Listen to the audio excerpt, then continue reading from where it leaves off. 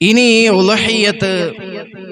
ഉളഹിയത്തുമായി ബന്ധപ്പെട്ട് നാം പഠിക്കേണ്ട ചില മസ്അലകൾ അതും കൂടെ നാം മനസ്സിലാക്കേണ്ടതുണ്ട്. കേട്ടോളിൻ. ആദ്യമായി ഈ മസ്അലകൾ പറയുമ്പോൾ ഒരു ഹദീസ് കേട്ടോളിൻ.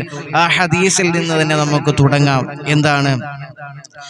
ഉമ്മി സലമത റളിയല്ലാഹു അൻഹു, ഉമ്മു സലമ റളിയല്ലാഹു അൻഹുവിൽ നിന്ന് നിവേദനം ചെയ്യുന്ന ഹദീസാണ്. നബിയ സല്ലല്ലാഹു അലൈഹി വസല്ലം ഖാല, അല്ലാഹുവിന്റെ പ്രവാചകൻ നബി മുഹമ്മദ് മുസ്തഫ സല്ലല്ലാഹു അലൈഹി വസല്ലമ തങ്ങൾ അവിടുന്ന് പറയുകയാണ്, ഇദാ റഅയ്തും ഹിലാല ദുൽഹിജ്ജ മാസത്തിന്റെ പിറ നിങ്ങൾ കണ്ടാൽ,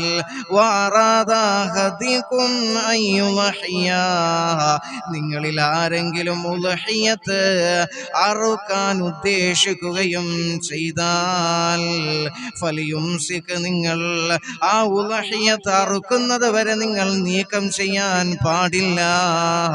അൻശഅരിഹി, മുടിയോ, വഅദ്ഫാരിഹി, നഖമോ നിങ്ങൾ നീക്കം ചെയ്യാൻ പാടില്ല എന്ന് അല്ലാഹുവിന്റെ പ്രവാചകൻ നബി മുഹമ്മദ് മുസ്തഫ സല്ലല്ലാഹു അലൈഹി വസല്ലം, അല്ലാഹുവിന്റെ പ്രവാചകൻ സല്ലല്ലാഹു അലൈഹി വസല്ലമ തങ്ങൾ പറയുകയാണ്, അതായത് ദിൽഹിജ്ജ മാസത്തിന്റെ പിറ നിങ്ങൾ കണ്ടതു മുതൽ എന്താണ്, ഉളഹിയ അറുക്കാൻ നിങ്ങൾ ഉദ്ദേശിച്ചിട്ടുണ്ടെങ്കിൽ എന്താണോ ആ ബലികർമ്മം നടത്തുന്നത് വരെ എന്താണ്, നിങ്ങളുടെ മുടികളോ അതുപോലെ തന്നെ നഖമോ ഒന്നും തന്നെ മുറിക്കാൻ പാടില്ല എന്ന് അള്ളാഹുവിന്റെ പ്രവാചകൻ നബി മുഹമ്മദ് മുസ്തഫ സല്ലല്ലാഹു അലൈഹി വസല്ലമ തങ്ങൾ നമ്മെ പഠിപ്പിക്കുക. ഏതുവരെ ഗുഹ്യഭാഗങ്ങളുടെ രോമം പോലും അതിനു മുമ്പ് എല്ലാം പഠിച്ച് എല്ലാം നമ്മൾ വൃത്തിയാക്കി ശുദ്ധീകരിക്കുക.